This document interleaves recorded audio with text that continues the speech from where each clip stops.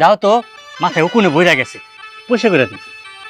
আচ্ছা, তুমি এগুলো কি করতেছো আমার একটু বলো তো। দেখো, এইভাবে যদি উঠানের মধ্যে বসে বসে আমার মাথায় বিলি কেটে দাও, আশেপাশের মানুষ দেখলে কি বলবে বলো তো? সবাই তো ভাববে যে আমি আমার স্বামীকে দিয়ে আমার সেবা যত্ন করাই। বৌমা, এইটা তুমি কি কইলা? হ্যাঁ, স্বামী তার বউয়ের মাথায় বিলি দিয়া দিতেছে, তেল দিয়া দিব। আর শুনো, তুমি এখন পুয়াতি, এই সময় তোমার কোনো ভারী কাম কাজ করার দরকার নাই। আমার পোলা যে কাজ করতে পারে তো করলই, আর যদি না পারে এই সংসারের সমস্ত কাজ আমি করুম, তোমার কিন্তু কোনো কাজ কাম করা যাইব না। মা, আমি কিন্তু সত্যি একটা ভাগ্যবতী নারী যে আপনার মতন একটা শাশুড়ি পাইছি আর আপনার ছেলের মতন একটা স্বামী পাইছি। গন্ধে আমি আর টিকতে পারছি না। এই তুই কোন জায়গায় বিয়ে করেছিস? রাস্তায় আসার সময় এতগুলা মলমূত্রে আমার জুতাটা পড়েছে, আমার 3.5 লক্ষ টাকা দামি জুতা। আমি অ্যাডিডাসের একদম ব্র্যান্ড শপ থেকে কিনে নিয়ে আসছি, আর এখানে আমার গাড়িটাই ঢুকলো না। গাড়িটা কেনা সেই চৌরাস্তার মোড়ে রেখে আসতে হলো। আর আর তুই কি করেছিস? কোথায় বিয়ে করেছিস তুই আমাকে বল। এত গন্ধ চারদিকে, আমার তো দম বন্ধ হয়ে আসছে। আরে ভাইয়া, আগে বলো তুমি কেমন আছো, আর তুমি আমাদের এই বাড়ির ঠিকানা কোথায় পেলে? পুত্রা বাবাজি, কিরে হা করে দাঁড়াই দিছিস কেন? ঘর থেকে মুড়াই না বসতে দে। থাক, বসতে হবে না। আপনাদের ওই মোড়ায় আমার কোনো কাজ নেই, আপনার কোথাও যেতে হবে না। মোড়া আনতে যাচ্ছে। আমি কি কোনোদিন মোড়ায় বসেছি? মোড়া বানান কি সেটাও ভুলে গেছি বহু আগে। মোড়ায় বসতে দিয়েছে। আমার একটা মার্বেল পাথরের চেয়ারে বসে অভ্যস্ত, সে কিনা আমাকে মোড়ায় বসাবে। এই শোন, তোর বাড়ির ঠিকানা কোথায় পেয়েছি সেটা বলতে গেলে আমার লজ্জা লাগে। ওই দিকে একটা দোতলা বাড়ি দেখা যাচ্ছে না, সেইটা হচ্ছে আমার বাড়ির কাজের বুয়া রহিমার মায়ের। মনে আছে রহিমার মায়ের কথা? রহিমার মায়ের বাড়ি দোতলা। আর সে গিয়ে বলল, ভাই এলাকায় তো আমাদের মান সম্মান নষ্ট হয়ে যাচ্ছে, তোর কারণে নাকি আমার বাড়ির বুয়ার মান সম্মান নষ্ট হয়ে যাচ্ছে। কারণ বুয়ার বাড়ি দোতলা আর মালিকের মেয়ের বাড়ি টিনের ঘর। তোর শাশুড়ি নাকি মুরগি বেচে, তোর জামাই নাকি মুরগির ডিম বেচে, চারিদিকে মুরগির গন্ধ, থাকিস টিনের ঘরে। সবকিছু সে আমাকে বলেছে, এবং বলেছে তোর বাড়ির ঠিকানা। এমন ঠিকানা জানলে আমি আর আসতাম না, বুয়াকে দিয়ে টেনে হিচড়ে তোকে বাড়িতে নিয়ে যেতাম। চল বাড়িতে চল। দেখো ভাইয়া, আমি সূর্যকে ভালোবাসি, আর আমি ওকে ভালোবেসে বিয়ে করেছি। সূর্যর কি আছে কি নেই এসব আমি কখনোই দেখতে যাইনি, আর এসব দেখে আমি ওকে ভালোবাসিনি। আমার কাছে মনে হয়েছে যে ও আমার জন্য একজন পারফেক্ট মানুষ, যাকে আমি আমার জীবনসঙ্গী হিসেবে পেলে আমি সুখে থাকতে পারবো, আমি ভালো থাকবো। সত্যি বলতে ভাইয়া, আমি আমার বিয়ের পর থেকে অনেক সুখে আছি। তুমি জানো, ও আমাকে এতটাই ভালোবাসে যে আমি যখন যা বলবো, ইভেন আমি কিছু বলার আগেই ও আমার সামনে সেটা হাজির করে দেয়। আর এই যে এই মানুষটাকে দেখতেছো, এই মানুষটা তো আমার শাশুড়ি না, একদম হুবহু আমার মায়ের মতো। চুপ, আমার সাথে বেশি পটর পটর করিস না। ভালোবেসে বিয়ে করেছে, ভালোবেসে বিয়ে করেছে। ভালোবাসা দিয়ে কি হয়? ভালোবাসা শুধু বইয়ের খাতায় রয়েছে, ভালোবাসা শুধু ফেসবুক না কি বলে ওসবের পাতায় রয়েছে। ভালোবাসা দিয়ে কিচ্ছু হয় না, টাকা লাগে টাকা। ভালোবাসার জন্য টাকা লাগে। তোর জামাই তোকে কি দেয়? আমি ভালোবেসে আমার ওয়াইফকে কি গিফট করি জানিস? ল্যান্ড ক্রুজার, তারপরে ল্যাম্বরগিনি গিফট করি প্রতি বার্থডেতে। হ্যাঁ, গত বার্থডেতে আমি ওকে হেলিকপ্টার গিফট করেছি, আর তোর জামাই তোকে টিনের বাড়ি গিফট করেছে। স্টুপিড কোথাকার। আর কি বললি? কি বললি তুই? ও নাকি তুই আমার মমের সাথে তুলনা করেছিস? ও মাই গড, কোথায় মাই মম এন্ড মাই পাপা, আর তুই কিনা এখানে মুরগিওয়ালির সাথে আমার মায়ের তুলনা করেছিস? দেখো বাবাজি, তুমি এইভাবে কথা কইও না।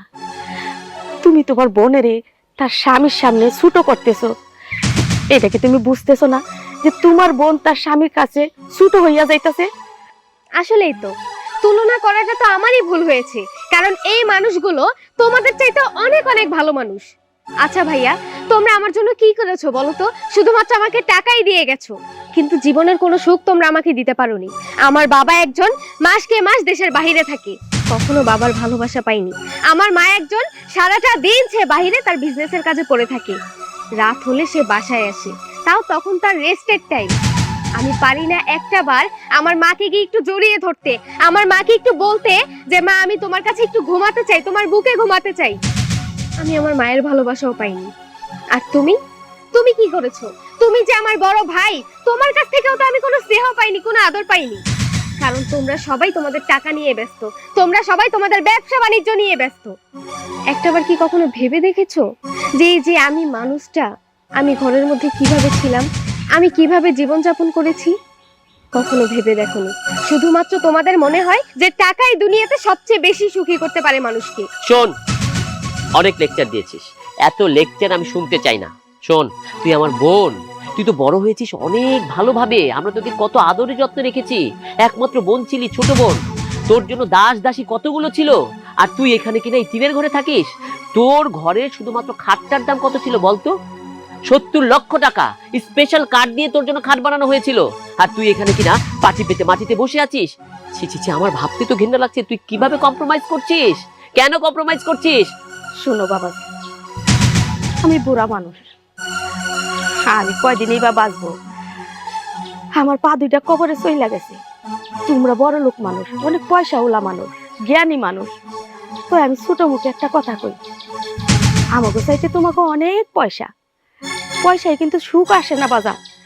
সুখ হয় ভালোবাসায়, মহব্বতে। এই যে তোমার বোনই তো কইতেছে, তোমার বাপ বিদেশ কইরা থাকে, তোমার মায় টাকার জন্য সারাদিন কোম্পানির কাছে ঘুরে বেড়ায়, আর তুমি তোমার চিন্তায় ঘুরে বেড়াও। স্বামী স্ত্রী পায় না, স্ত্রী স্বামীরে পায় না, মায় সন্তান পায় না। এই পয়সার তো কোনো মূল্য নাই বাজার।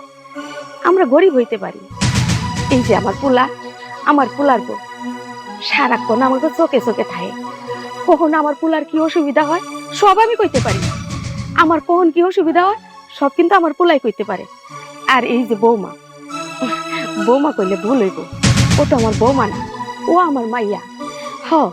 আমি ওরে আমার মায়ের মতো ভালোবাসি, ও আমারে তার মায়ের মতো ভালোবাসে। দেখতেছো না, স্বামী তার স্ত্রীর মাথা বিলি কাইতে দিতেছে। Don't talk you old rubbish, stupid brainless creature. তোর সাথে কথা বলছি, মুরগিওয়ালির বাচ্চা, মুরগিওয়ালি। ভাইয়া চুপ থাকো, তুমি কিন্তু আমার শাশুড়িকে অপমান করছো। বুঝতে পেরেছি, এই গরিব দুটো তোর ব্রেইন ওয়াশ করেছে। শোন, তুই আমার বোন, বাবা মা আমাকে দায়িত্ব দিয়েছে তোকে ফিরিয়ে নেওয়ার জন্য। আমি তোর কাছে দুটো অপশন রাখছি। নাম্বার 1, অ্যাবাউট দিস বেবি, এই বাচ্চাটাকে নষ্ট করে আমার সাথে বাড়ি চল।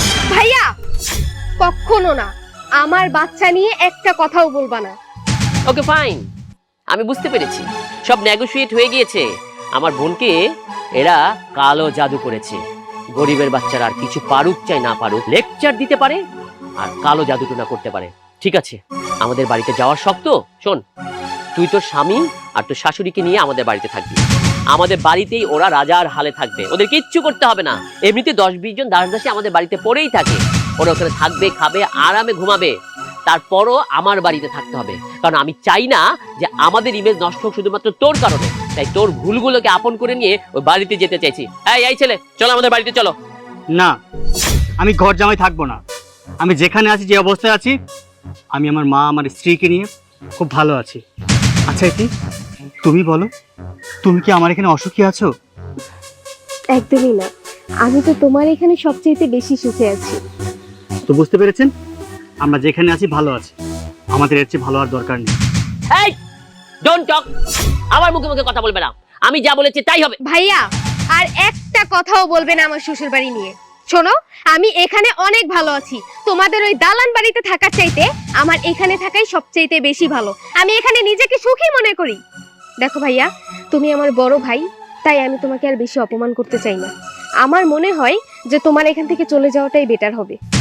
ইতি, ভাইয়া কি এভাবে বললো না? ভাইয়া প্রথমবার আসছে আমাদের বাড়িতে, একটু আপ্যায়ন করো, চা নাস্তা দাও। ভাইজান, ওর কথা আপনি কিছু মনে করবেন না, আমরা গরিব হতে পারি, আমরা যতটুকু সামর্থ্য আছে আমরা আপনার জন্য করব। আসুন, আপনি ভিতরে আসুন। না, উনি ভেতরে যাবে না, কারণ ওনার মুখে আমার এই বাড়ির চা নাস্তা কোনো কিছুই উঠবে না।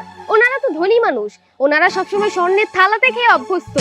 আমাদের এই বাড়ির ওই ছোট ছোট কাপ পিসে হয়তো ওনারা খেতে পারবে না, তাই না ভাইয়া? কি হলো, দাঁড়িয়ে আছো কেন? আরো অপমান শুনতে চাও? ভাইয়া চলে যাও বলছি এখান থেকে, আমাকে ভালো থাকতে দাও এখানে।